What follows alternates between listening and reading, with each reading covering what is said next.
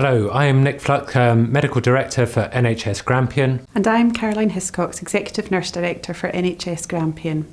Some of you may remember that at the beginning of April we presented NHS Grampian's tactical response to the COVID-19 pandemic, which we called Operation Rainbow. Well, Operation Rainbow has almost done its job, and we want to share some reflections about it with you, as well as some of the steps we are now preparing to take moving forward. Operation Rainbow was so named because rainbows are symbols of light and hope. At the time, we recognised the significant challenge that COVID-19 represented, but we also believed that our staff, healthcare partners and the public would rise to meet it, and we were right. Operation Rainbow was vital in putting the structures in place that went on to deliver changes to our health and social care landscape at a pace and scale never seen before. It also set out clear objectives for our coordinated response, a whole system response that sought to minimise harm, maintain safety and preserve life. To achieve this, everyone needed to respond. Some staff were redeployed into completely new roles, whilst others were asked to work from home. Many retired healthcare professionals, as well as volunteers, joined our ranks. This enabled us to continue delivering those critical services required by non-COVID related patients, and we actively promoted the instruction, if it's urgent, it's urgent. However, we absolutely acknowledged that such radical change was not easy for staff, and where we didn't get it right, we're sorry. Working in isolation away from your usual team was and continues to be unsettling for many people. Redeployment, though vital in creating capacity where it was needed most, has caused anxiety. As a system leadership team, we also recognise that we have not been able to give everyone the chance to contribute equally during Operation Rainbow. We are committed to addressing that in the months ahead, but please know that whilst for some of you it may have been a frustrating time, it was really important that we put your health and safety first. That's why you'll have seen a concerted effort to support the mental and spiritual health and well-being of our teams in recent weeks. The Grampian Psychological Resilience Hub, which is staffed by more than 200 people, including psychologists and trained counsellors, has received national recognition. Safe spaces and places such as the Wellbeing Centre and Aberdeen Royal Infirmary have all been created for those struggling due to the changes COVID-19 has brought to their lives. We also had more practical challenges to overcome, including the technical issues resulting from increased demand on our IT systems from home working and PPE supply constraints. But even with robust planning, it's important to recognise how fortunate we have been.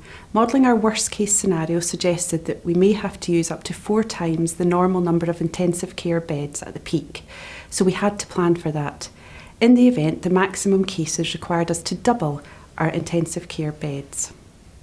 Moving forward, we must ask you to continue playing your part in disrupting the spread of the virus.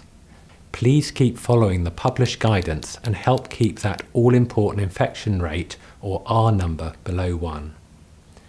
Despite your brilliant efforts, we still have had to deal with several small outbreaks in the healthcare setting, though these are now largely under control. So please keep practicing good hand hygiene, maintain physical distancing, which we appreciate can be challenging, but is now more important than ever. Work from home where possible and limit your travel. It is particularly important to remember that if you have COVID-19 symptoms or are awaiting a COVID test result, you should not be at work. You should not feel guilty or pressured to come in when you should be protecting the health of your colleagues. The First Minister has recently announced the latest modest steps that Scotland is taking towards lifting restrictions as we learn to live with the COVID risk over the long term. It was a measured de-escalation which is reflected in NHS Grampian's move from Operation Rainbow, an emergency response to an acute need, to a plan to live with COVID supported by a public health approach that includes test and protect. We'll share more information about how NHS Grampian will deliver Test and Protect, but it's important to recognise that COVID-19 will remain with us for the foreseeable future. The objectives segregating COVID and non-COVID healthcare and the continuation of clinical and non-clinical critical services put in place by Operation Rainbow will therefore remain.